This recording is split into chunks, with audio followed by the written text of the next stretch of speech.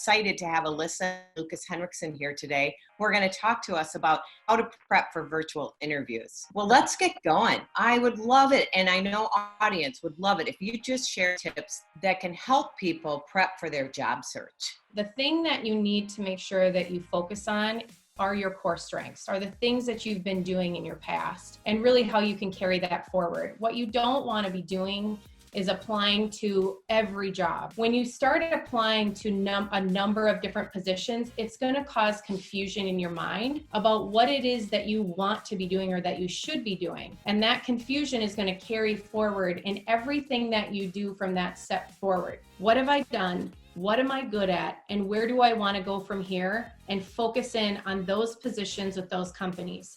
The next tip beyond that is when you do that, that carries into then how you structure your resume.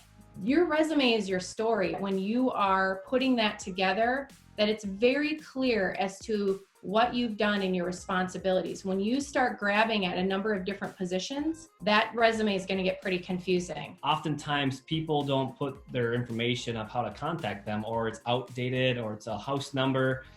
Make sure the numbers or email addresses that you have listed are the ones that you want to be contacted at, and make them noticeable. But again, make sure that those numbers and contact information is readily available, and that's the information that you want out there. We are big storytellers in what we do for our clients, and also too in just in everyday life. Showing your resilience, meaning not just your strengths, but those challenges that you've maybe faced in your current or previous work, and really highlight those obstacles, those things that you had to overcome, and how did you do that. Lastly too, one thing that is having thoughtful questions. Have thoughtful questions about the business, about their strategy, the culture, the team that's there. What could you be doing better to present yourself? But how do you stack up to maybe some of those other individuals as well? The last question you want to ask when you're on the phone or a virtual interview, is there anything that you've heard about my background and experience that brings you concern? That is an absolute must-ask question. Then you can talk about other things you've done to overcome challenges or things you haven't done before. So make sure you ask that question.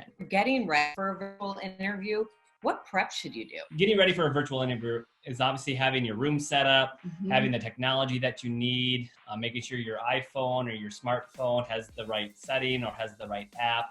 There's a lot of different platforms out there. That's the big thing, just understanding whatever that virtual platform you're going to be using. The thing is you want to make sure your room is set up where you're comfortable, right? You want your background. There are a lot of different background options based on some of the technology that you're using. Don't make that distracting. For an interview, keep it simple, right? Because the focus needs to be on you. And then two, you want to make sure that you've given yourself enough time to put the dogs in a kennel or in a room, not the kids, the dogs. Well, maybe.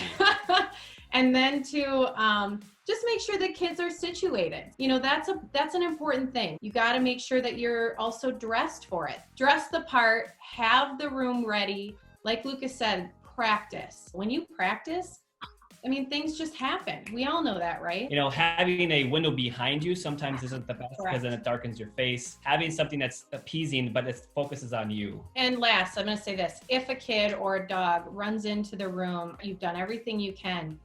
It's okay.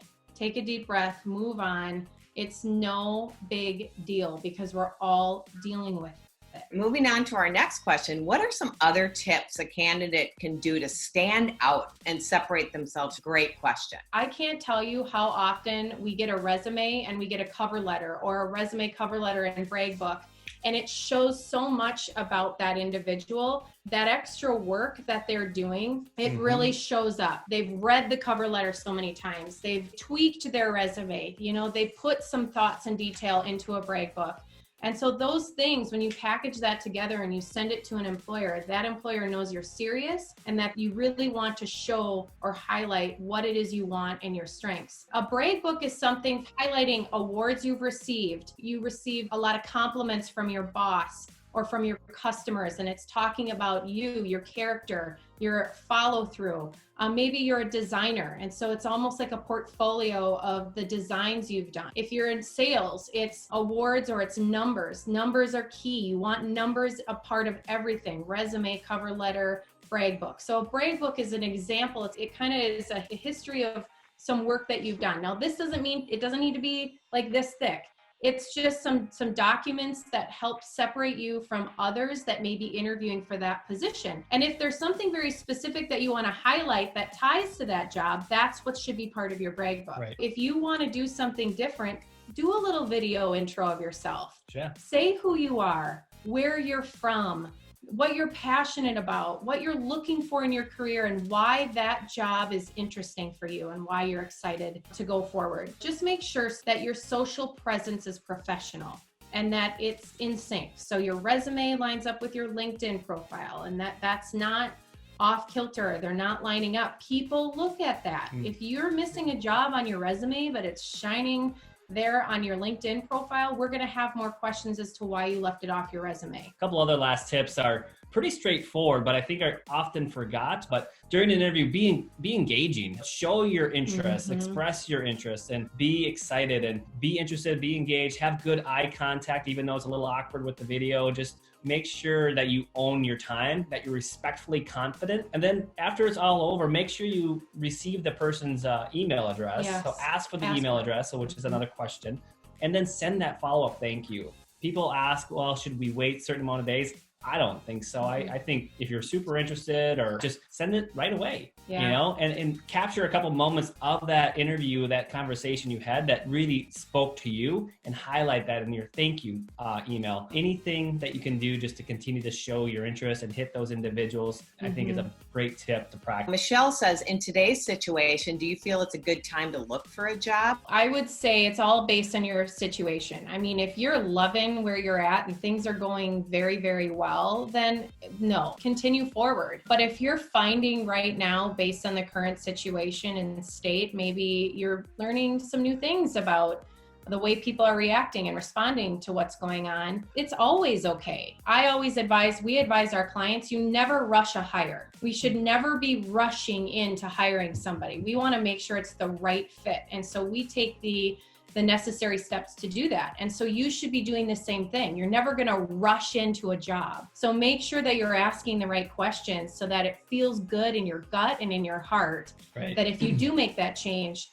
it's meant to be. It's the right thing to do. If there's something in the back of your mind that thinks that you should be looking elsewhere, do your research, right? I think we're going to talk about that a little bit. Research is key, actually. Yeah. It's key. You have to research. And for us, when we recruit, the whole concept of gray, it isn't a color. It is a color, but it's not like our last names, obviously. It's the attributes, right? It's those in between the lines. It's the attributes of people, attributes of the company, the culture. That's where we really find it to be important to when you're trying to match a person to a company, is understanding, do those attributes align? Ask others who are connected to the company or the brand. What do you know about them? You have to do your research. You have to do your digging. Final question, but then go to more questions from our group.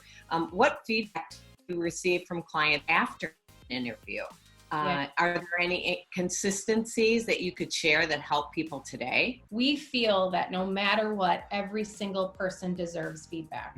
Feedback is what strengthens us as we're going forward. And as a candidate, right. We're not perfect, you guys. We're going to mess up, and that's okay. You got to cut yourself some slack and move on. Number one, long-winded. When you find that you've been talking consistently for more than 4 minutes, 5 minutes, you gotta just take a break and take a deep breath. But what you want to do is make sure that it's a back and forth, right? The more natural it is, the more that you're just touching on highlights. Trust me, that employer is going to say, oh, I want to hear more about that. So they're going to make a note and they're going to say, let's go back to that. And so you have to be prepared. Prepared is the practice. It's the research. It's writing down your strengths, your weaknesses, times you've brought teams together, when you've knocked it out of the park, and when you struggled. You want to have all of these examples written down, because that's going to help you be very prepared in your interview. You have to ask for the job. You have to say, listen, I really appreciate your time today. I learned a lot, and it further